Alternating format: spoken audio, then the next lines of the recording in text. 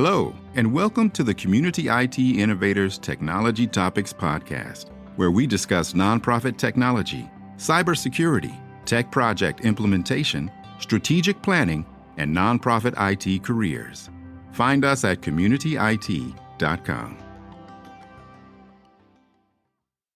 Welcome to Community IT Technology Topics Podcast. My name is Carolyn Woodard, and I'm the host. And I'm here today with my friend Norwin Herrera, who is an IT business manager and, in fact, the leader of that team. And he's going to tell us a little bit about going serverless and how that can really help your nonprofit. So, Norwin, would you like to introduce yourself? Yes, Carolyn. Hello. Here again in a podcast. Norwin Herrera from Community. I've been here 5 years. I'm Salvadorian and living in Washington, D.C. for about 20 years. You were going to tell me about going to be serverless. I mean, I think what we say is that in 2019, 2020, really many of our clients, I would say probably even most of our clients, had moved to the cloud already. That was something that we had been routinely counseling people or organizations to do. So we had a lot of experience with it, and also with nonprofits, kind of the best practices and what could go wrong and what they needed to do to be able to move to the cloud and work in the cloud. So then in 2020, we were really well positioned to help nonprofits, either our clients who suddenly had to go remote, or we actually got a lot of work from nonprofits who needed to go remote and needed an MSP that could really help them do that, be entirely in the cloud and get off of their servers. So could you talk a little bit about why is having a server in a server room not ideal for nonprofits in 2024 and 2025? Let's go by first thing, cost, right? Cost effective.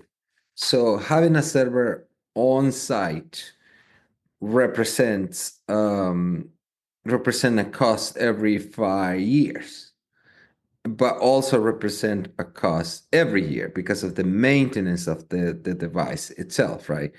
And maintenance of the device, if it's in your server room, represents a human being behind that configuration. So basically, you need to have money to make sure that that device is properly configured, working well, secure, and in addition to that,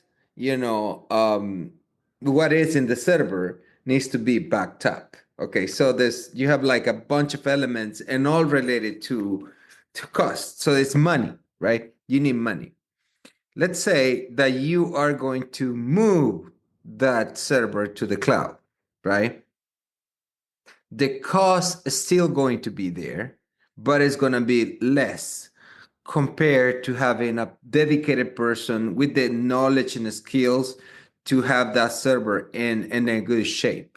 So basically, if you take the route, if the organizations take the route, what they're doing is they're opening the door to have something that can give you a problem in the future. So, for example, let's think about a car, a good similarity, right?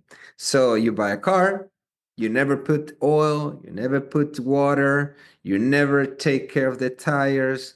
Basically you don't do anything. I mean, it's not an electric car. Let's say this is a gas car, right? So if it's a gas car, they needs maintenance. So how do you keep the maintenance of the car? You got to go to the expert on it to change the oil, to tweak the things, to put the gas, whatever, etc. Right? So that's a cost that you got to pay every month. If it's, let's say, an electric car, you're going from gas to electric, right? So the electric car doesn't have anything in it. It only has a battery and the tires. So you still have to pay for it. The cost is less because you don't pay gas. You don't have a mechanic to go through it. I mean, the mechanic is less. So let's say that is an approximate good example of what is to be serverless, right?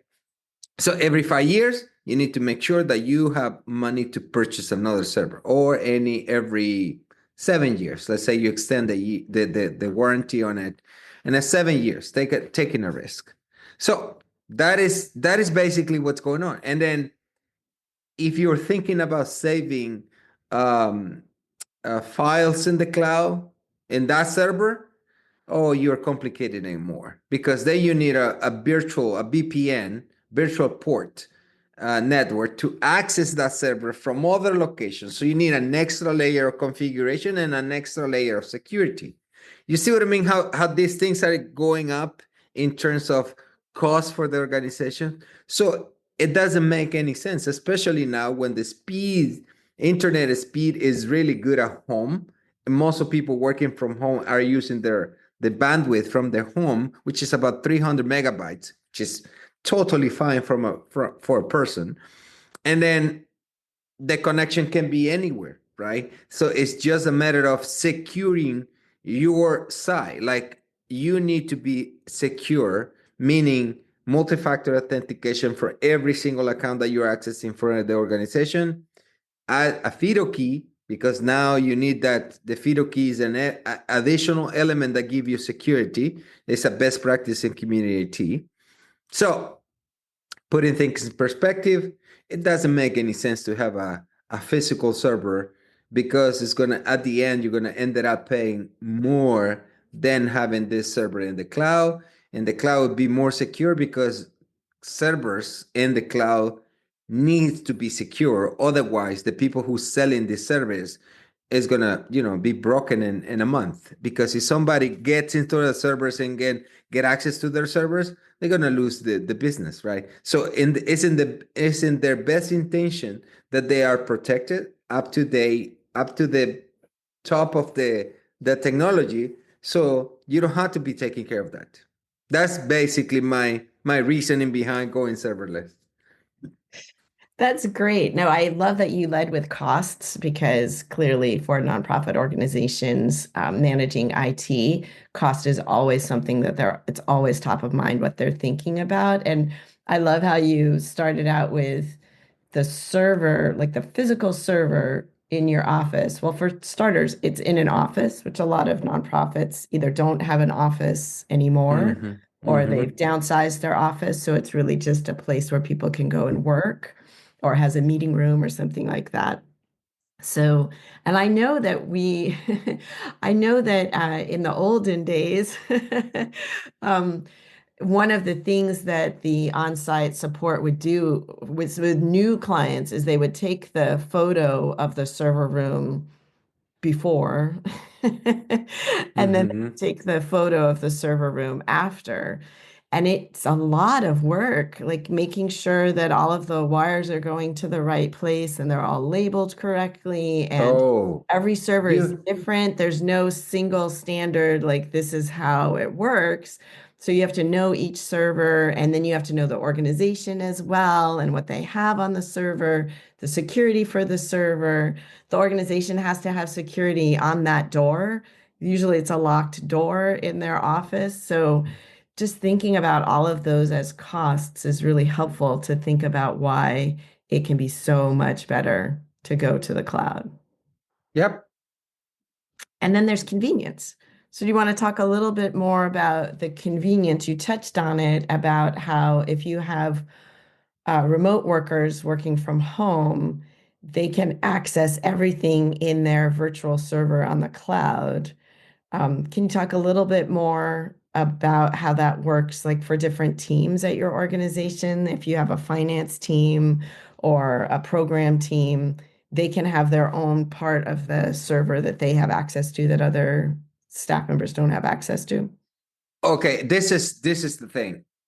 That conversation goes to files storing, right? We talk about files in the other podcast, right? Yeah. Like organizing your files. So in this particular case, I don't think the place for organizing your files is a server anymore in the cloud.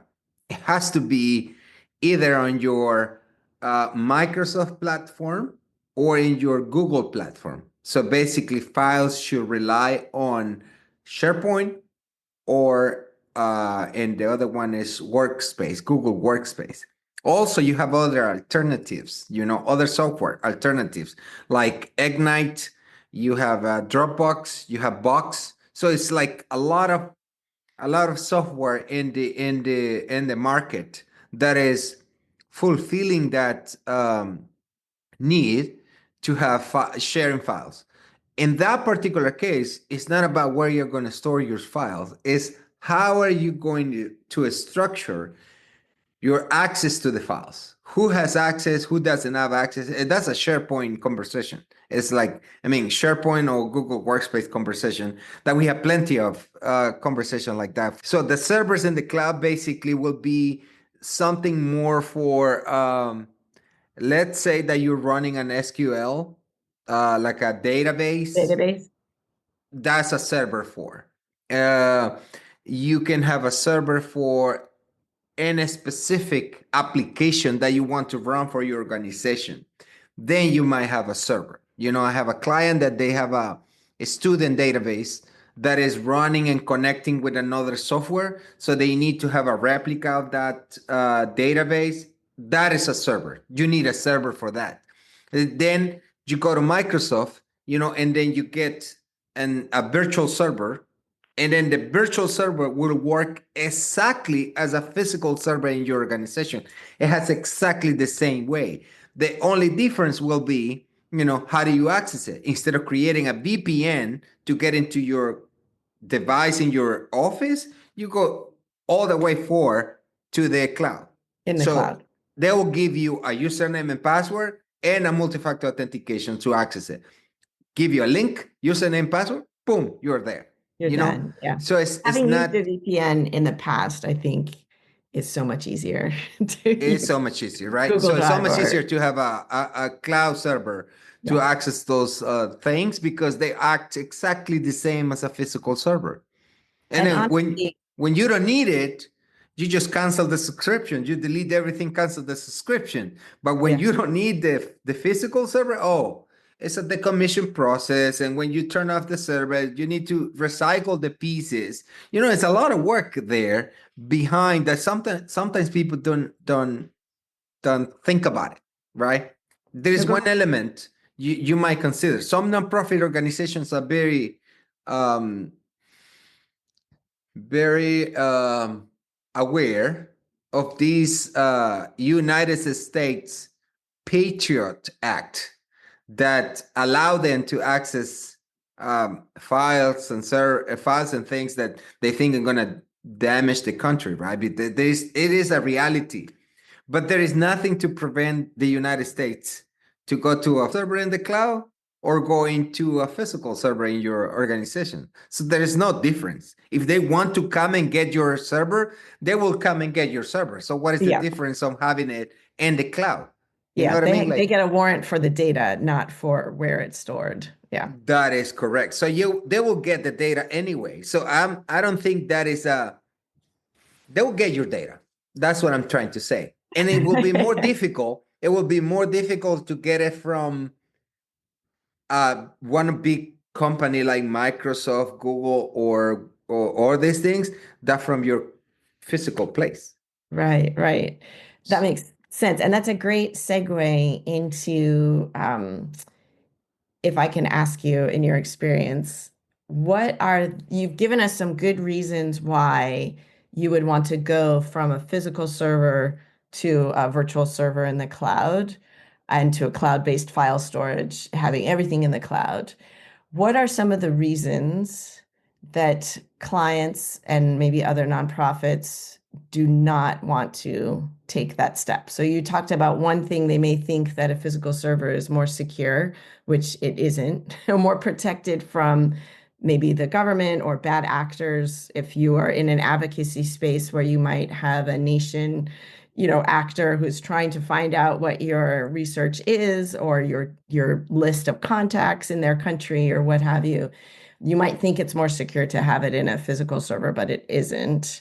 Can you talk about some other reasons that nonprofits are resistant to getting rid of the physical server? You said decommissioning it is a big project.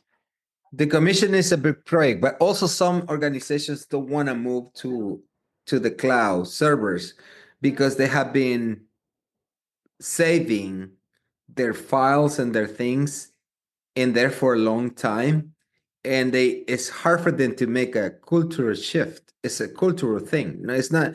It has nothing to do with the devices itself. It's like okay, it's easier if I just dump this thing from here to here than saying, okay, this is a new way of accessing our files and this is a new way of doing things. So let's organize ourselves and move this to a better place, and then let's do it this way.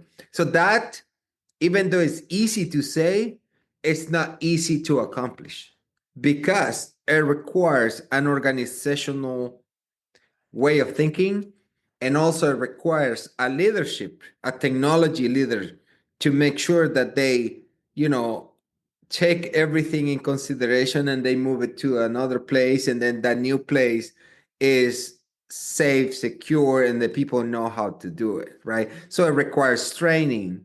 It requires a lot of stuff, honestly speaking, but I think the move is worth, because it's like moving for a place that is not secure to a place that is more secure. So culture always take a good spot in this decision making. And also the question is, who is behind the technology decisions in your organization, right? I don't want to say I'm an old guy, right? But I have a not older mentality.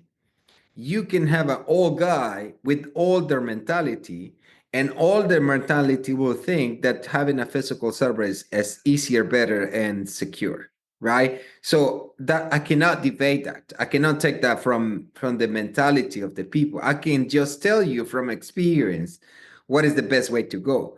But if in an organization you have somebody decision in the decision making process, and this person think that going to the cloud is not the way to go, that's not going to change anything. You're not going to make it. You got to wait for this person to retire, and then somebody will come up and do the move.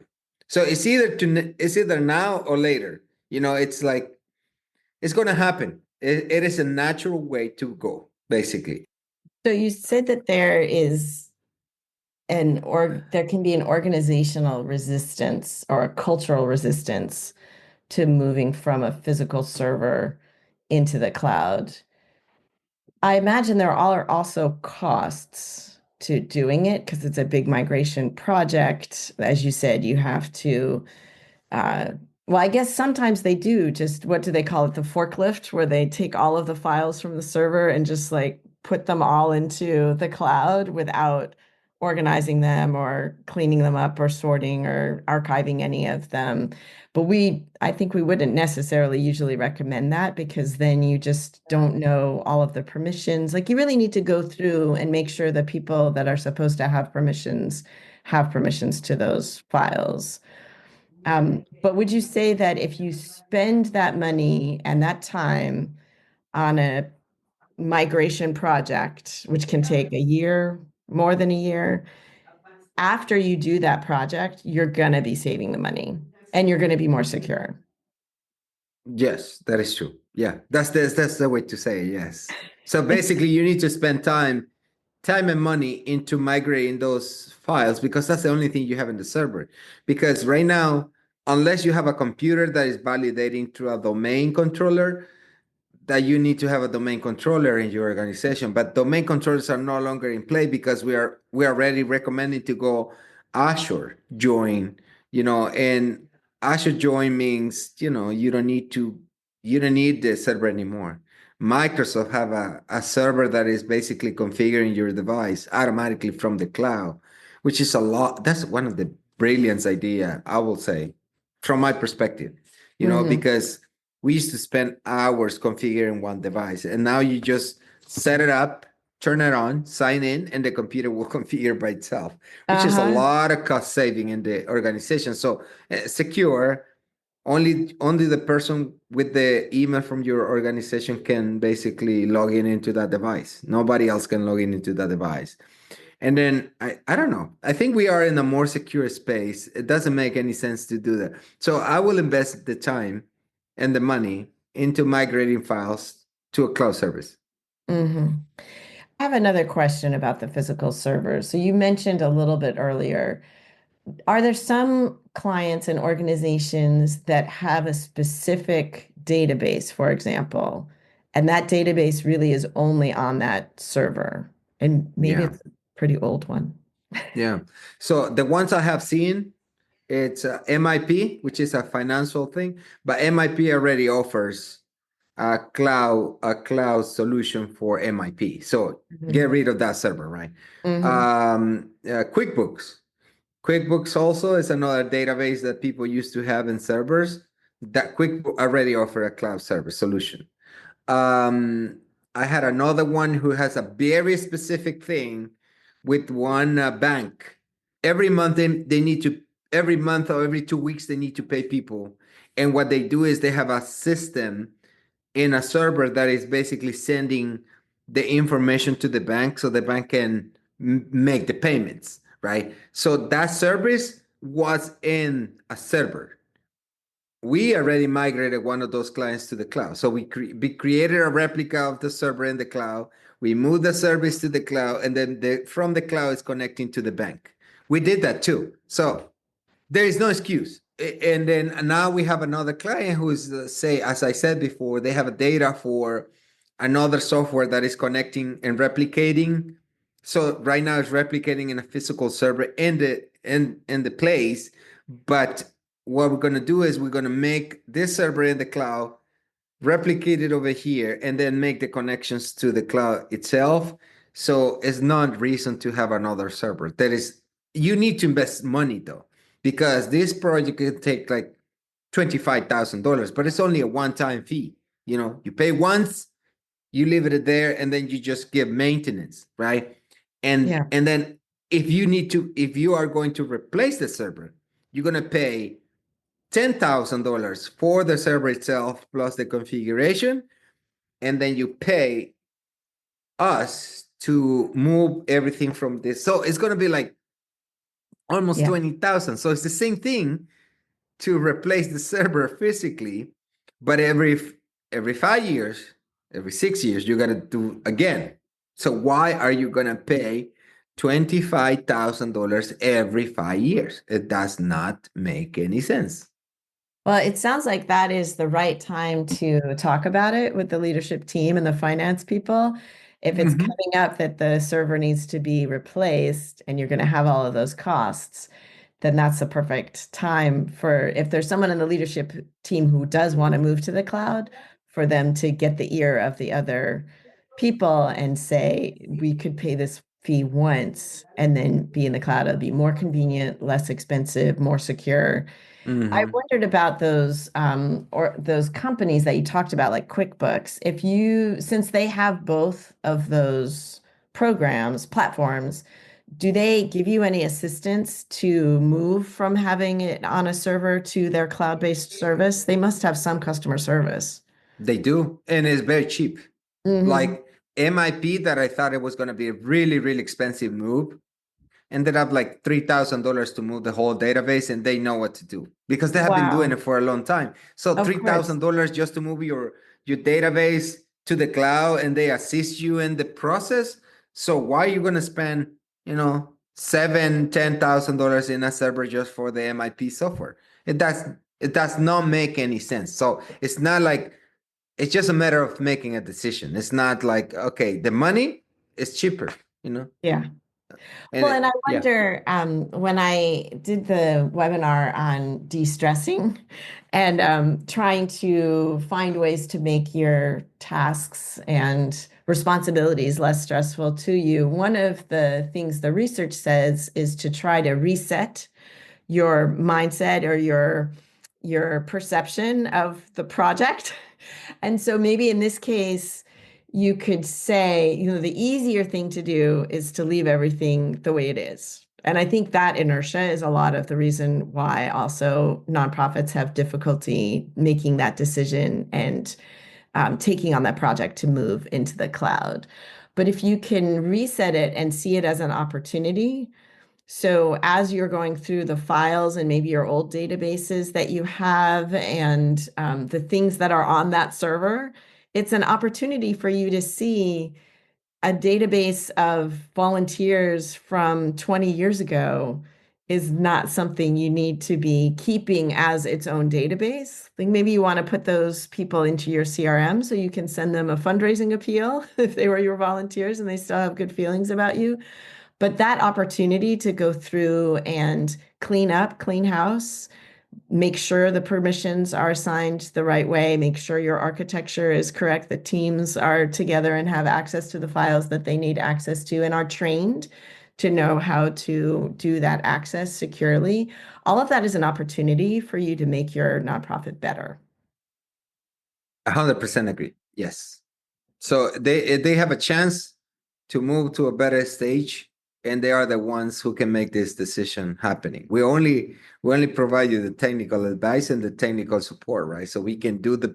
We know we can do it. We have done it multiple times. So the question is your organization ready to take the step? Because this is no risk. Take the step to move to a better place, right? Yeah. And I mean, I have an organization.